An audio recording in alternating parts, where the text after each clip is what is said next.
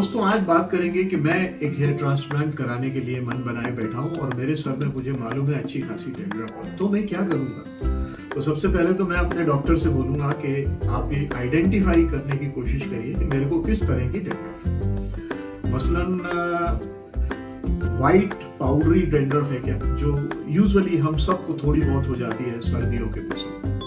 दूसरा oily dandruff जिसमें कि सीबोरिक डर्मेटाइटिस भी आ जाती है, और कई बार आपने देखा होगा येलो फ्लेक्स होते हैं डैंड्रफ के, वो भी दिखते हैं। तो वो क्या होती है, और उस येलो वाली डैंड्रफ में इचिंग बहुत होती है और उसके साथ थोड़ी थोड़ी फुंसियां आपके सर पे निकल आती हैं। और इसके अलावा फंगल डैंड्रफ होती है जो कि मेलिजिया करके एक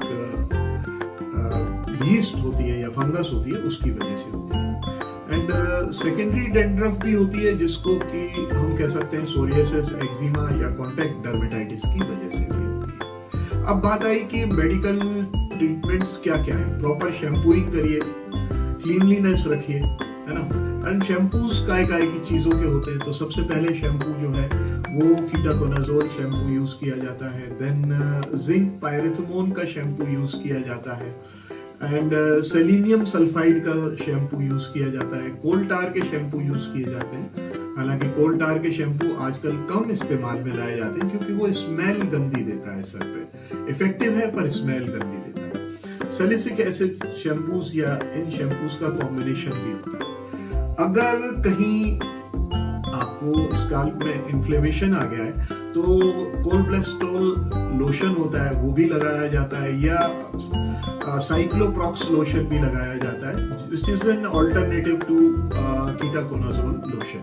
इन सब चीजों के लोशन भी मिलते हैं। रात भर लगा के सो जाइए, सुबह तक काफी डैंड्रफ कम हो जाती है। इसके अलावा हम लोग जो है पोविडोन आयोडीन लोशन भी यूज करते हैं 7.5% की तादाद में, और उससे भी लगातार धोने से डैंड्रफ से निजात पाई जा सकती है।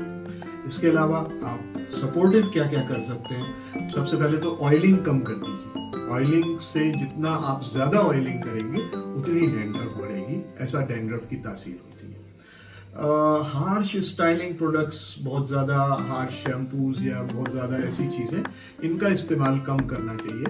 और इस समय जब आपको डैंड्रफ का इन्फेक्शन हो तो आपको ध्यान देना चाहिए कि आपकी डाइट बैलेंस्ड हो और बॉडी में हाइड्रेशन काफी हो, मतलब पानी वगैरह या शीतल पेय पदार्थ आप काफी सारे पी सकते हैं। इसके अलावा फाइनली अगर आपको लगता है कि वो सब तरह से ठीक नहीं हो रही तो आपका डॉक्टर आपको ओरल एंटी फंगल्स यूज करने को बोल सकता है, जिसमें कि कीटाकोनाजोल है या फ्लूकोनाजोल है, ये चीजें यूज कर सकते हैं। इसके अलावा इनके साथ सिट्रजिन या एंटीहिस्टामिनिक्स भी यूज किए जाते हैं। तो एक तो ये बात आ गई ट्रीटमेंट में। अब पता पड़ा कि आपका ट्रांसप्लांट हो गया और आपको लग रहा है मेरे को डैंड्रफ हो सकती है दोबारा से और मेरे ट्रांसप्लांट के रिजल्ट को खराब कर सकती है। तो ऐसे में आप क्या करेंगे। देखिए, एक बात पक्की है कि ट्रांसप्लांट के बाद 15 दिन तक आपको कोई भी एंटी डैंड्रफ शैम्पू अपने सर पे नहीं लगाना है जब तक कि स्कैल्प से स्कैब्स नहीं निकल जाते।